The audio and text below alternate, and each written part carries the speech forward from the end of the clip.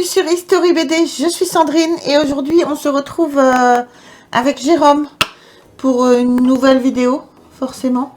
Donc de Spawn and White de chez Bamboo Édition, nos amis de chez Bamboo, qui nous ont fait parvenir les derniers tomes de Spawn and White pour qu'on puisse vous les présenter. Encore un grand merci Bamboo. Il y a notre chat qui s'exprime. Vas-y. Je vais buter le chat? Non. Non? Non, toujours pas. Tu laisses mon chat tranquille. Voilà. Bon, bonjour à tous et à toutes. Donc, bienvenue sur la meilleure des chaînes des vidéos de BD. Je suis fatigué. Donc, Spawn and White. And White. Donc, ouais, comme disait Sandrine, c'est Bamboo qui nous a envoyé ces albums. C'est donc très gentil à eux. Très gentil. En plus, moi, j'aime beaucoup cette série, donc ça m'arrange bien. Et voilà. Et on avait rencontré Simon Liturgie aussi. Très gentil. Ouais. Très, très, très gentil. Donc, Spawn and White, là, ils sont chez Bamboo, mais, bon, s'il faut être honnête, à savoir que c'est une série qui a une deuxième jeunesse, on va dire. Oui. Parce que c'est une série qui est quand même assez ancienne. Alors, le premier, si je ne m'abuse, comme je ne connais pas jusqu'au bout des doigts, la première... Alors, le premier album... C'était Requiem pour des dingos, qui était chez Dupuis. Voilà. Et qui était, le dépôt légal est de 1999. Donc voilà. Donc c'est une série qui a une première vie, en fin de compte, qui a commencé chez Dupuis, après qui est passé chez Vent d'Ouest, et qui est arrivé, je crois, à l'album numéro 9, qui est arrivé chez Bamboo. C'est ça. Donc là, Bamboo, en fin de compte, pour faire les choses bien, si on peut dire, ressortent la série entière. Donc, en fin de compte, ce sont plus des éditions originales, ce sont des rééditions, mais c'est des premières éditions de chez Bamboo. Voilà. Voilà. Mais les albums restent toujours les mêmes, ils ont juste changé les couvertures. Voilà. Les couvertures sont différentes et un peu plus actuelles et un peu plus sympas que les originaux. Voilà. Donc, je les ai pas tous lus encore, moi. Les quelques que j'ai lus, je suis en train de lire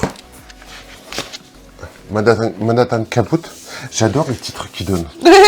J'adore les titres qu'ils donnent. C'est toujours des jeux de mots Manhattan Kaput, c'est le tome 7.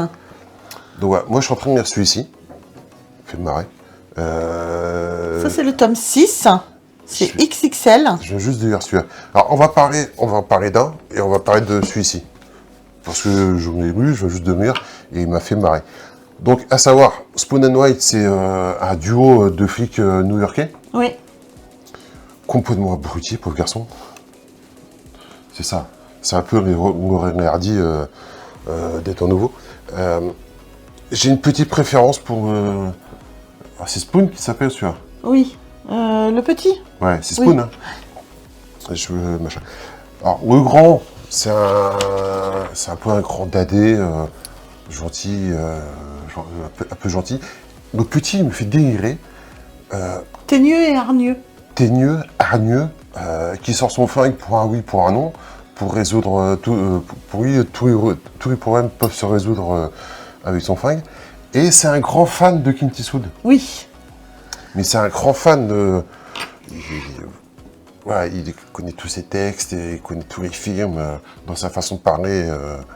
Il fait beaucoup de références à chaque fois dans les arrestations ou dans les trucs comme ça. Il fait beaucoup de références à Clint Eastwood.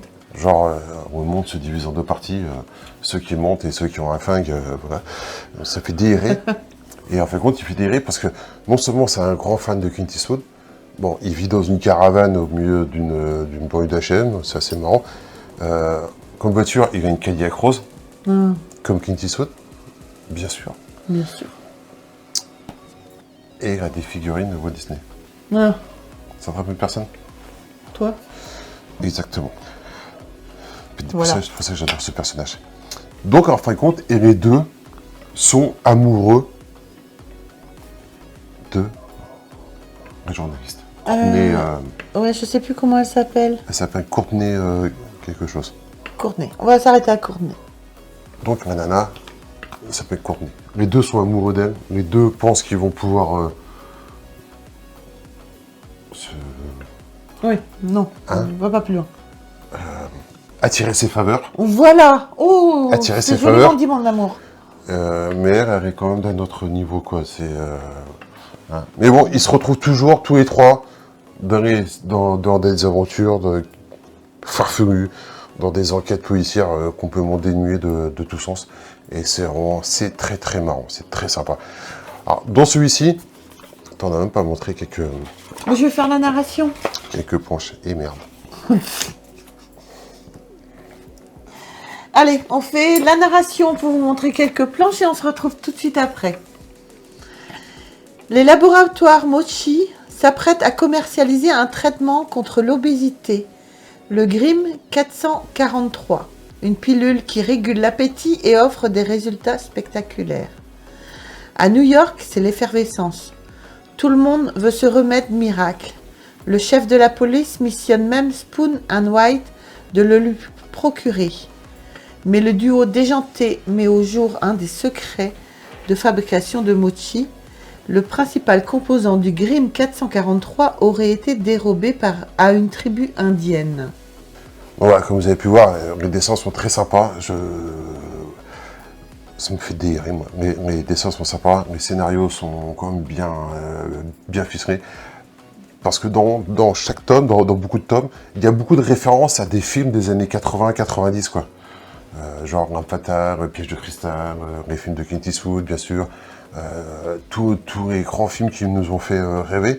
Et voilà, c'est pour ça que je trouve sympa. Dans celui-ci, il y a une petite truc qui m'a fait délirer, que j'ai trouvé très très très sympa. Bon, mis à part que tu vois, qu'il se tue à la gueule. Cette planche-là. Hein? J'ai pas eu le temps de les lire encore ceux-là, mais celle-là, elle est marron, cette planche. Bon, je vois la montre, mais c'est pas ça que je veux vous montrer, mais Mais c'est pas grave. c'est pas grave, je vois quand même. Même si c'est moi qui demande, il la demande quand même. Voilà. Non, c'est dans un des personnages. Alors, secondaire, si on peut dire. C'est... Tu vois? Là, comme on vous l'a dit, ça se passe aussi dans une tribu qui est indienne, tribu indienne. Et parmi les Indiens, celui-ci, celui que je vous montre, celui-ci, il fait référence à une autre série BD. Lucky Luke Ou Pipi. Ah, oh non, c'est pas ou Pipi. Bah, c'est Pipi, non? Pipi ou Pi. Ah oui. Ouais. Oui. Donc, bien sûr, si vous êtes un peu féru de bande dessinée, ça fait bien sûr référence au personnage emblématique de Uderzo et Goscinny, Oompa. Oompa. Ouais, qui était un grand... Comme ça. Ouais, je me trompe toujours dans le nom. D'ailleurs, on fera qu'on fasse une vidéo sur cette série-là. En fin de compte, c'est la création, c'est une première création qui a eu lieu, enfin que Goscinny et Uderzo avaient créé avant Astérix. Ouais. Et là, c'est marrant, il y a comme quoi ils font plein de petits clins d'œil comme ça à des personnages d'autres bandes dessinées et à des films, et à des grands films, quoi. Ouais. Donc ouais, c'est très sympa. Je trouve que, comme je dis, ce sont des rééditions. Je peux pas dire par rapport aux versions originales, j'en ai pas vu, j'en ai pas. Mais je trouve que les rééditions de Spoon and White faites par Bambou sont de très haute qualité. Les pages, tu vois, c'est pas le papier est de très bonne qualité, ce sont des pages vraiment assez épaisses. Ce sont des albums qui sont assez bien fournis, parce que à la fin, et ça me fait délirer, ça, je trouve ça génial. À la fin, vous avez les suppléments. Et dans les suppléments, vous allez avoir des crayonnés, des recherches de personnages, et vous avez aussi à chaque fois des petites histoires comme ça, en monochromie, des histoires ou des gags. Et ça me fait... je trouve ça très très sympa. Alors parfois, dans certains albums, il y en a un peu plus que d'autres. Mais c'est très sympa. Je regardais que suivant les albums, il y a plus ou moins des personnes qui se rajoutent. Donc à savoir qu'au scénario, vous avez, alors que je ne dise pas de bêtises, que je ne confonde pas les deux, il y a le père et le fils. C'est sympa de me montrer justement parce que je suis en train de te dire ça. Au scénario, vous avez Jean Léturgie, donc c'est le papa. Au dessin, vous avez Simon Léturgie, Franck Isard. Donc sur celui-là, vous avez Jean Léturgie, Simon Léturgie et Yann. Et celui-là, c'est uniquement Simon et Jean Léturgie. Donc vous avez papa et fils. Et moi, je trouve ça adorable. Ouais, c'est bon. C'est très très très sympa. Qui c'est qu'on avait rencontré? Le père ou le fils? On avait rencontré le fils. On avait rencontré Simon. Très sympa. Qui très voyait sympa. que d'abord, quand il nous a parlé un petit peu, on va dire, en privé de son père, qu'il avait quand même une grande admiration pour le travail de son père, en fait. Ah oui, tu m'étonnes, oui. Tu m'étonnes. Et ouais, tu vois, c'est sympa. Bon, celui-là, j'en ai pas eu encore. C'est Neverland. Mais tu vois, il y a une référence à... tu vois là, Jack Sparrow. Oui, bien sûr. Oh, excellent. Tu vois, Excellent. ça, la scène, là, te pourrait... avec le bateau, là, ça te pourrait... Les Goonies Les Goonies. Ah oui, bah tu vois, ça m'a fait ça tout de suite. Donc, tu vois, c'est ça que je trouve sympa. C'est que non seulement les histoires sont bien faites, sont bien écrites et c'est marrant comme tout, mais voilà, c'est toutes les références, Des petits clins d'œil, des petites les petits références. clins d'œil Ouais. qui sont sympas, quoi. Et dans celui-ci, tu vois, comme je disais, quoi, il y avait des pages bonus parfois qui étaient plus importantes que d'autres. Bah, celui-ci en fait partie, quoi. Il y a des recherches de personnages, des crayonnés, et on va avoir toujours La petite histoire. la petite histoire, les petits gags et tout, quoi. Je trouve ça très très sympa, les petites pages annexes comme ça. Ouais. Mais voilà, je suis très content. Je pense pas que c'est une série que je vais me refaire en édition originale. Je trouve que les éditions Bambou sont très très sympas. Très qualitatif, que ce soit au niveau de la couverture. Quand vous regardez les éditions originales, je n'ai rien à dire là-dessus, hein. Mais je préfère les couvertures de Bambou que les couvertures des éditions originales, honnêtement. Elles sont plus dynamiques, elles sont plus actuelles. Ça donne plus envie de prendre la BD et de l'acheter, de la regarder, quoi. Ouais, ça, t'as un petit vernis sélectif, t'as un... Ah non, puis les albums sont vraiment des albums de très très bonne qualité, quoi. Ouais. Franchement, Très belle série. très bonne série, Si, c'est marrant, quoi. si C'est vous très, aimez très un sympa. petit peu histoire policière et humour en même temps, n'hésitez pas, hein, procurez-vous Spawn and White, c'est vraiment génial. C'est une BD, une aventure. Donc voilà, si vous voulez pas vous procurer le tome 1, vous pouvez directement acheter une BD juste pour vous faire une idée. Mais c'est que du bonheur. Mais franchement, honnêtement, Neverland, là, je l'ai pas encore lu, mais Neverland a l'air, au niveau des planches, pas mal. À savoir que ces 3 tomes, que je dise pas de bêtises, on les a en avant-première. Alors, celui-là... Non, celui-là est de avril quand même, 2024, donc il est déjà sorti. À savoir que Neverland et Manhattan Caput sortiront en juillet. Puis c'est sympa, c'est sympa. Puis moi j'adore le nain psycho qui tire sur tout ce qui bouge, qui... On peut délirer celui-là. Donc au moment où on tourne la vidéo, on est encore en juin. Donc je ne sais pas quand est-ce qu'elle sortira. Mais voilà, on les avait quand même en avant-première pour vous les présenter. Voilà, n'hésitez pas à vous procurer un tome, histoire de vous faire une idée. Et je suis sûre que vous allez craquer et vous faire la série.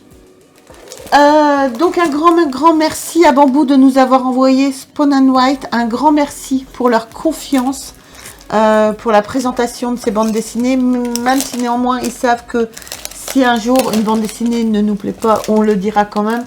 Un grand merci Bambou pour votre confiance. Ils nous ont envoyé ça donc la semaine dernière. On les a reçus semaine dernière. Un grand merci à eux parce que je sais que eux comme nous avons perdu un ami. Donc c'est Étienne Willem, ouais, avec qui on avait noué une petite amitié. On avait commencé à parler sur les réseaux sociaux et on avait eu la chance de l'avoir en interview dans une vidéo. C'est lui qui nous avait contacté pour me demander, Sandrine, tu as les 2 tomes du Paris des Merveilles. Il nous avait envoyé des superbes dédicaces. Et voilà, et ça, son décès a été très dur. J'ai eu très mal au cœur, je dois vous l'avouer, parce que c'était un personnage, moi, que j'adorais, cet homme aux cheveux longs, barbu et en kilt. Je le kiffais énormément. Énormément. Voilà, je voulais encore représenter à Bambou toutes nos condoléances d'avoir perdu Étienne, à sa famille également. Et puis repose en paix, Étienne. Au revoir. Merci beaucoup. Au revoir. Au revoir, les amis.